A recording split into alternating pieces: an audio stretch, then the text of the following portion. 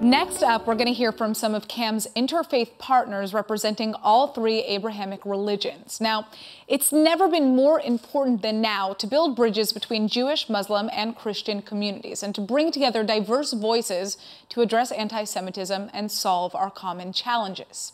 Today, amid rising anti-Semitism, we're also witnessing a paradigm shift in the U.S., Europe, and the Middle East. Jewish, Muslim, and Christian leaders are banding together to say enough is enough and to implement creative solutions to end all forms of racism and discrimination. Well, to share their insights on these positive developments, we have with us today Daniel Mariachin, CEO of Benblithe International, Susan Michael, the USA Director of ICEJ, and Fiaz Mughal, the founder of Muslims Against Anti-Semitism. So, Mr. Mariachin, let's please begin by telling us about your essential interfaith work that you're undertaking at Benblithe International and how your organization is actively building bridges to communities outside of the Jewish world. Well, Benblithe is 177 years old, was founded in New York in 1843, and really since then, we have been working to promote in communities around the world coexistence and to combat bigotry directly by exposing prejudice, but also by advancing an agenda of service to the community. So, for example, we engage in emergency aid and disaster relief on several continents. We promote human rights. We've been at the United Nations since its founding in 1945. We are accredited at the UN Human Rights Council and at UNESCO.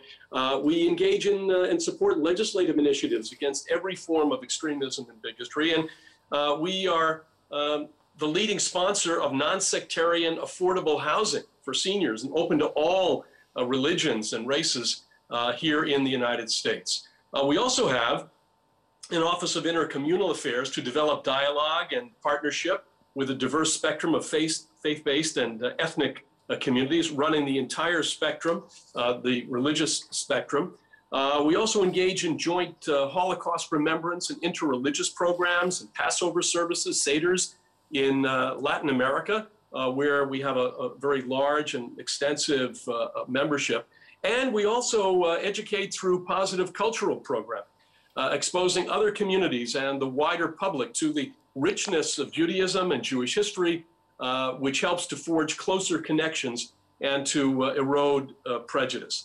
And we looked also to empowering the next generation to lead this fight through creativity and inspiration and education.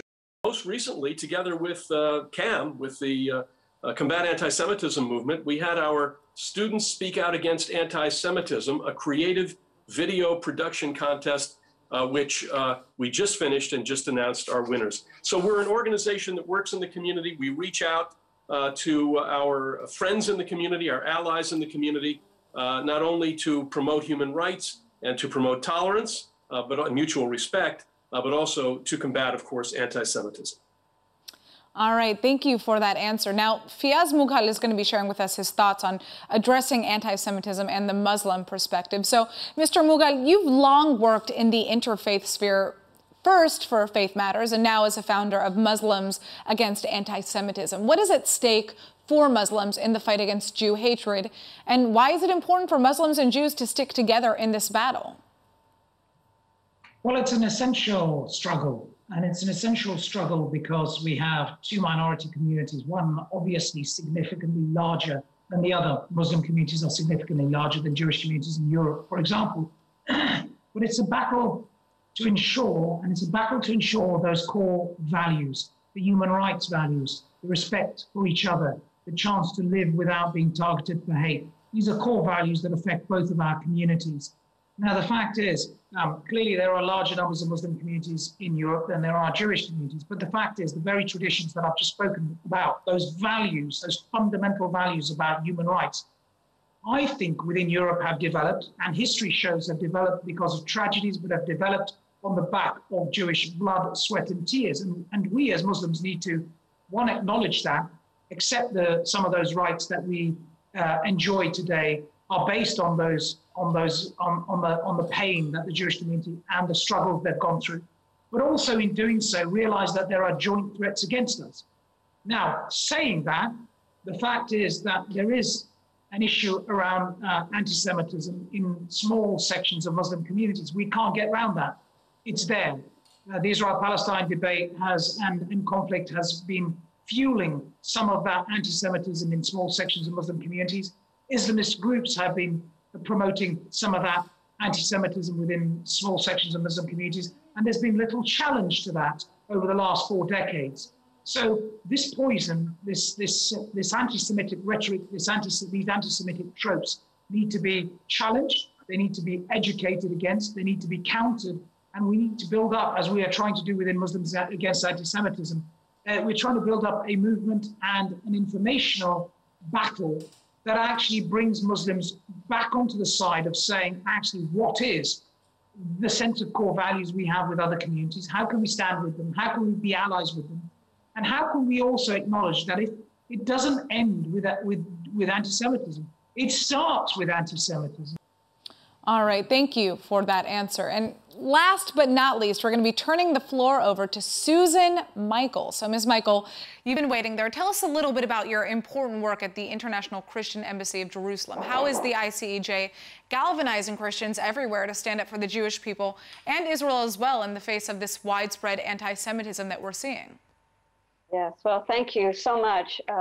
Our organization, the International Christian Embassy Jerusalem, was born in 1980 out of the Jerusalem issue. That's when all of the embassies moved out of Jerusalem in protest of it being the capital of the state of Israel. And there were a group of Christians that seized that moment and said, we do not support what our governments have done. And so we're starting an international Christian embassy in Jerusalem that represents the millions of Bible-believing Christians around the world for the last 40 years of our existence. We have been involved in many different areas. In Israel, we have humanitarian aid throughout the country.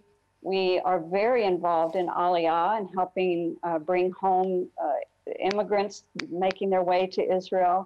We have been very involved with supporting Holocaust survivors, and one of our recent projects is a partnership with Yad Vashem. And so we have been bringing Holocaust education to Christians around the world because that's the second face of our organization, one being to Israel and to the Jewish people, and the other is that we have representation in over 90 countries around the world, and there we're reaching out to the Christian communities to educate and bring an awareness of Israel, the significance of Israel, and the issues surrounding Israel.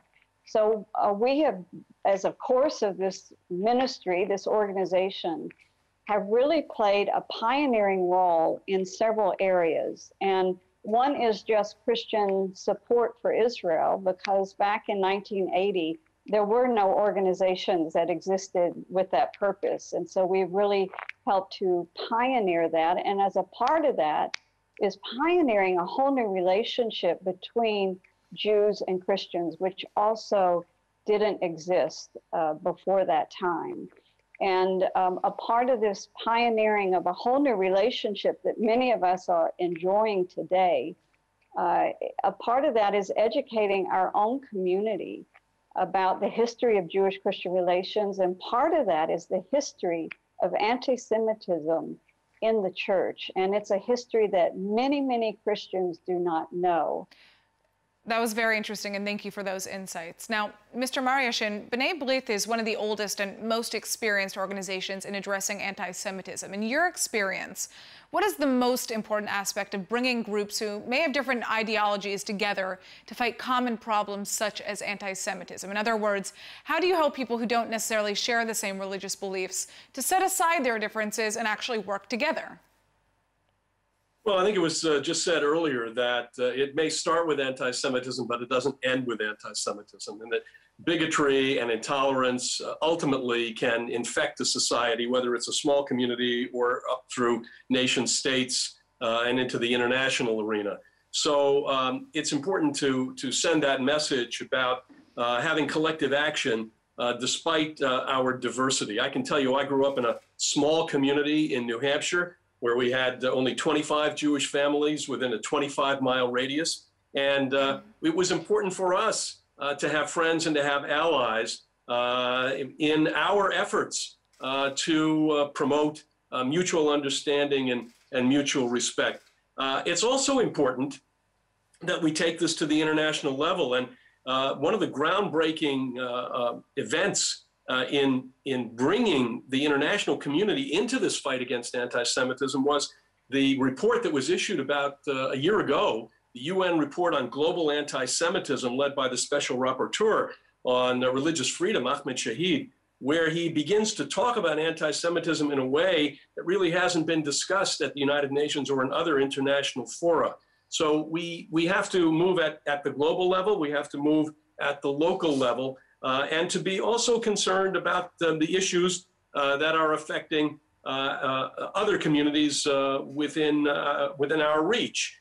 The Jewish community needs to speak out when other communities have faced discrimination, and being a good critical ally, good ally is extremely important to us. So as we defend the safety of Jews and other minorities in the name of justice and human rights, we build a broader community of like-minded individuals to help in the battle against anti-Semitism. And I think we've seen, even as anti-Semitism has been ratcheted up and has spiked globally, I think we've seen some important developments on the ground. One of them is this CAM summit, of course, which brings us all together to discuss the problem and to work together to defeat it. All right, thank you for that answer. We have a follow-up question now for Mr. Mughal. It's often been posited that anti-Semitism and Islamophobia are two different plagues afflicting contemporary societies. What similarities and differences do you see between the hatred of Jews and the hatred of Muslims? And what can these two religious groups learn from one another in their respective struggles? Well, it's clear, first of all, that we're talking about an age-old hatred around anti-Semitism. That's the first starting point. It is the oldest form of hatred against a faith community and against a community in general. The second thing I would say is also, you look at the numbers. You have I think something in the region of about 26 million Jewish members of the community. I may be wrong with my facts, but you're talking minimal numbers of individuals. Yet you look at the tropes that are associated with them historically, they are so large in number. And so the numbers differ between Muslim and Jewish communities. The history of hate differs between Muslim and Jewish communities. The dynamics around the trigger points of hatred towards Jewish and Muslim communities differ. But with Muslim communities, there will be around migration, the migration of Syrian refugees, the migration of people who've come recently over the last 30, 40 years into Europe. That is different to where Jewish communities are today, but there is a tangible similarity, as you've suggested, in terms of some of their migration because of the pogroms in Russia into Europe. But migration is less of an issue around anti-Semitism today than it is for Muslim communities. And then you have the issue of terrorism, which also raises the bar and the ugly head of anti-Muslim rhetoric and anti-Muslim prejudice. And that clearly is not impacting in the way it is because the issue of terrorism doesn't really buffet Jewish communities. And so there are distinct differences, okay? And there are some of the differences. The similarities also, in many ways, are quite strong. The similarities around the form of tropes are sometimes very similar. The sense of othering between that is targeted towards both communities. The sense that they have dual loyalties as a trope which is targeted towards Jewish communities and Muslim communities. The sense that they can't be inherently trusted is another trope that binds both anti-Semitism and anti-Muslim hatred. And the fact that both communities to some degree, historically, culturally, and in terms of their heritage, are trying to undermine these values that some of the haters target towards both of us. So these are the kind of similarities. But as you can see, the similarities are based on the othering of both communities. And in the end, this is what it comes down to. It comes down to that both communities, both Muslims and Jews, and I say this as a Muslim because there are more Muslims globally, we have to take, as Muslims, the responsibility to say that and it comes just down to a simple thing as this, that actually targeting of the Jewish communities is like targeting of Muslim communities. It is virtually identically the same because in the end, if they're going to come after Jewish communities, they're coming after us as Muslims. And it is the right thing to do to stand up for those core values to save lives in local communities. And last but not least, I just want to end with this. The fact is, and I've said this before, the fact is we as Muslims enjoy some of the basic, decent, common human rights within Europe, within America, within parts of Eastern Europe. We have these basic common denominators of human rights. And that has been based on the suffering of Jewish communities and on their sweat, blood, and tears. And that should inspire my fellow co-religionists as Muslims to stand up for their fellow Jewish brothers and sisters. All right, thank you for that answer. Now, Dr. Michael, the ICEJ has long given overwhelming support in the fight against anti-Semitism. What should Christians do when they want to support Jews in the face of rising hatred but may not know where to turn? What resources and information are now available to them? Well, we advise them to do two things, and one is to educate themselves. And so we have built educational resources for the Christian community. We have an educational website called IsraelAnswers.com. It has a whole section on anti-Semitism. And they need to educate themselves to be able to recognize anti-Semitism, where it is, and we are able to couch that so that they also are aware of where it is within the Christian community and what it looks like, what it sounds like. I also recommend that for those that want more is to get on the CAM email list, signing that petition, because the weekly newsletter is really the best resource to know exactly what's happening in anti-Semitism around the world. The second thing that we tell them is to please speak up. One of the painful lessons of the Holocaust is the pain of the silent bystander, that the Jewish people need to hear us speaking up on their behalf and not to feel like you're not going to make a difference. We must speak up. And that means we need to be educated, but sometimes it just means we need to reach out to a Jewish community that may have just come under attack. Say a synagogue was defaced. Send a note card to the rabbi. Just speak out and say, we're very sorry and we stand with you. We're praying for you. We support you. There's two different realms of speaking out. One is just bringing comfort to our friends, the Jewish community, and the other is trying to have a political impact and actually to push back. And that does take a degree of education. And so the resources are there. We're continuing to put out more and more resources because we see that this is a really critical and growing need to educate the people around us. All right, well, I'd like to thank you all for your time. Your thoughts on addressing anti-Semitism in the interfaith sphere really provide some important lessons out there to everyone who wants to begin building bridges with people of other faiths.